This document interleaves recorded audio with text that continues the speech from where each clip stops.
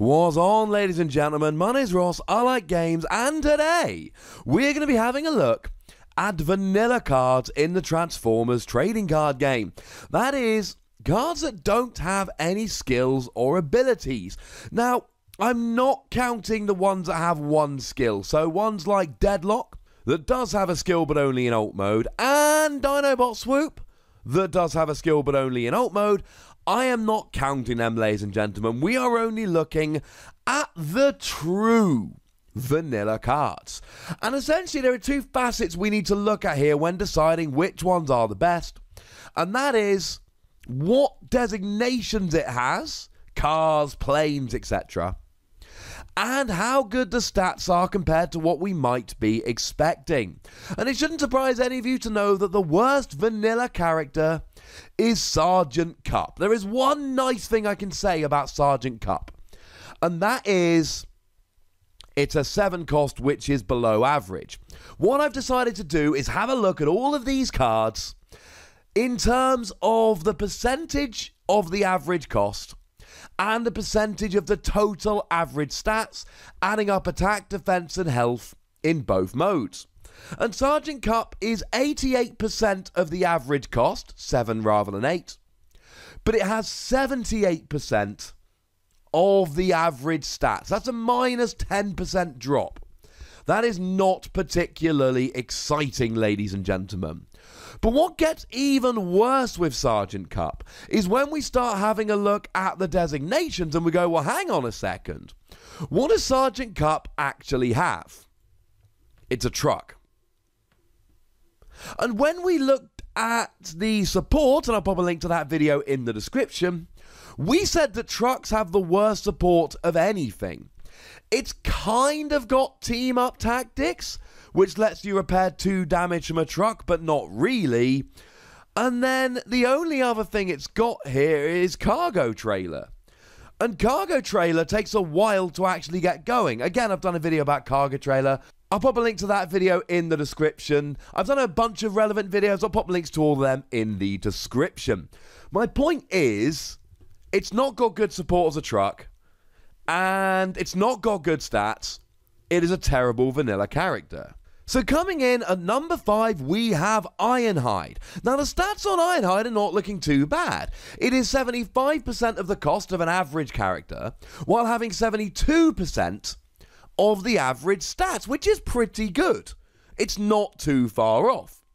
And the numbers are ever so slightly skewed because your average character is slightly worse in one mode than the other. So looking at the average stats of every character in every mode and then putting it to one character in both modes is slightly cheeky. So actually coming out about the same is pretty good. But then we look at the designations of Ironhide and we're like, well, it's a truck, which means we get cargo trailer, and that's about it. Now, there are a couple of things I do like about Ironhide. Because it is a melee character, you do have access to body armor giving you tough free, and you do get access to power sword giving it bold free. Both of those are really good. And you do actually have static laser of Ironhide, a weapon which is only really for Ironhide, which gives you +3 attack. So that is quite nice, but then again, you can't have both power sword and static laser of Ironhide. So actually that's kind of annoying here. The best thing about it is 2 different weapons and you've got to choose between them. It's not a particularly inspiring character. It's not much use for it. But pretty much the other ones I can start making arguments for them. But coming in at number 4, we've got Ramjet. Ramjet makes me a little bit sad. You see, Ramjet is a plane, and planes are good. More on that in a moment. Now, it is the most expensive of the vanilla characters, coming in with a 10 cost. That is 125% of the average cost. But the stats are good. It's 114% of the average cost. The health of 14 is very good, and the attack in alt mode of 7 is spectacular. Although the defense of 0 to go along with it is not wonderful. But it's a plane, ladies and gentlemen. Ramjet being a plane is absolutely lovely, because it means you get access to the plane stuff, which I am a huge fan of. You get access to Bombing Run, which lets you move 1 damage counter from each of your planes to one of your opponent's enemies. And even better than that is Armed Hovercraft, which is a weapon. You put it on a plane, it does 1 damage to each enemy. There is a lot to like about Ramjet, but the place that Ramjet falls down, and it is a significant falling down, is that it's a 10 cost. And I think Starscream Air Commander is a phenomenal plane, which does damage to an enemy equal to the number of other planes you have. But since that's an 11 cost and Ramjet's a 10, that means maximum 2 planes in that deck. And I really like Thundercracker Mac Warrior. But then that does 2 damage to a melee enemy when you flip it into ult mode, which is lovely. But then you're up to 18, which is very, very high. And that does make me a little bit sad. I'm not a fan of this, ladies and gentlemen, because it really leaves you struggling to find another plane that you can play. You do have Skywarp, who's a 6 cost, so you can still play a 3 wide planes deck with the 2 of them, but it just gets a little bit awkward, to be perfectly honest with you. Sorry about that.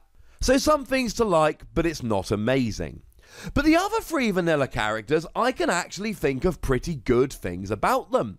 So in at number 3, we've got Bombshell. Now, Bombshell is an average cost of 8, and it has 94% of the average stats, which means it's roughly where we would be expecting it. Attack of 5 is pretty nice, and defense of 4 is very nice.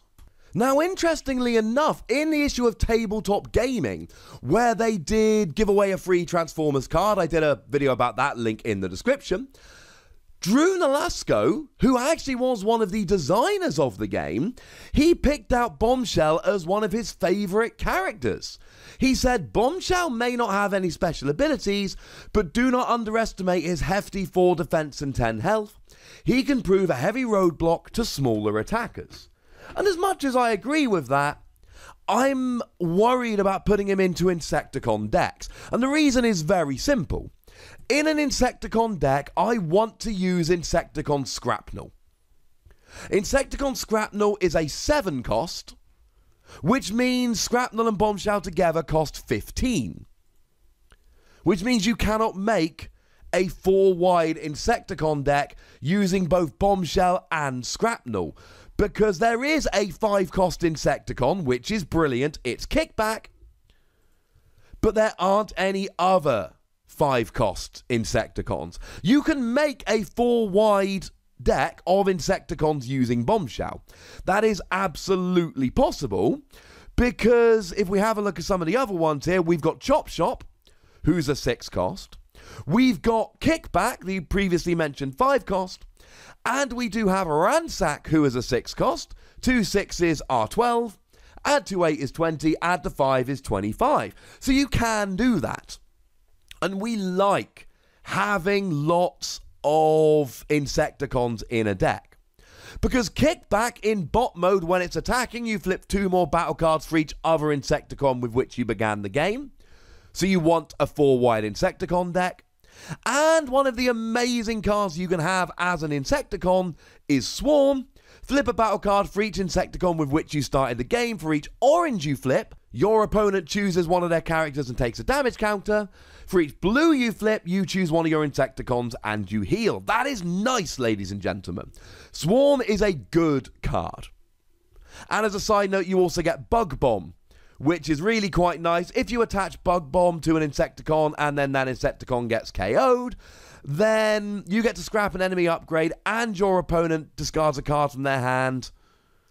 That's pretty nice. And you draw a card as well. So this all adds up pretty nicely. I am a fan of it. The only reason Bombshell doesn't go higher is that you cannot play a 4 wide deck with Bombshell and Scrapnel, and that makes me a little bit sad. In at number 2, the second best vanilla card we've got is Red Alert. Now, Red Alert is interesting because it's actually above the stats we would expect. It is 75% of an average character cost, 6 rather than 8, but it has 83% of the average stats, making it more powerful than we would expect, which is brilliant. And of course, it is a car. And car gives you access to really cool things indeed. Cars have some of the best support in the game. So we could look at something like Prowl, for instance, a card I'm very much a fan of, which gives all of your cars Bold 2, for instance. And you can play it with Cliff Jumper, that gets +1 attack for each car in your KO area. Or that lets you draw a card when you flip one of your other cars to bot mode. And then, of course, we've got the action card, Start Your Engines, which flips all of your characters from bot mode to car mode, then untaps one of your cars. I know, right? It's basically rollout for cars, which is wonderful. And then you've got Turbo Boosters, which is alright. It gives you one more attack and you untap the car you attach it to. It's alright. It's not amazing. But it's a handy little bonus. And we talked the other day about how you can play 4 wide cars decks, link in the description. So there is a lot to like about this. The stats alone, if we judge it purely by stats, then hands down, Red Alert is the best of the vanilla characters. Don't believe me? Here's my table. And then, of course, looking at that table, you can see that number 1 must be Dinobots Slug. And look, I'm a little bit biased. I love Dinobots. But it is a 9 cost, which is 113% of your average cost. But it's got 106% of the average stats, which makes it pretty good. But there are several things I like about Dinobots Slug. The 13 health is great. The 6 attack in bot mode is great. But it's a Dinobot. And Dinobot has the best support of any typing. You've got Dino Chomp, the action card, that gives you Bold 5. Which is honestly a little bit nuts. I mean, I've told you this many times. But if you're not a Dinobot, the best you can have is Supercharge that only gives you Bold 3. Then you've got Jaws of Steel, which give you Bold 2. But because it's a utility, you can also play Flamethrower, which also gives you Bold 2. And then you've got Grimlock, which when you flip it into alt mode gives one of your characters Bold 3.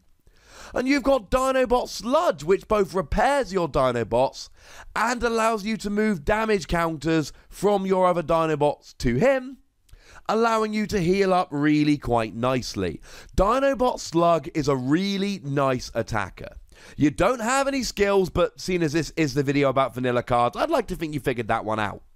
And the stats aren't stunning, but the attack of 6 combined with all the support of the Dinobots really puts this out as the best vanilla card. It's very easy to sit here and go, it's a vanilla card, it's rubbish. And I think if we look at, say, Sgt Cup and Ramjet and Ironhide, I could almost say, okay, good point. But there's reasons to like Bombshell, and there are really good reasons to like Red Alert and Dinobots Slug. So there we go. But at this stage, ladies and gentlemen, I would like to hear from you lovely people. Let me know in the comment section what you think about these vanilla cards. Tell me which one is your favourite. Go nuts. But please do remember the rule. It's very important. Be nice. And then make sure you like this video, subscribe to this channel, and follow me over on Twitter at the Wossy for some more lovely rambling. But by far the most important thing, as always, is to look after yourselves. Until next time. Thank you very much for watching. My name's Ross, and you've been watching Wossy Plays.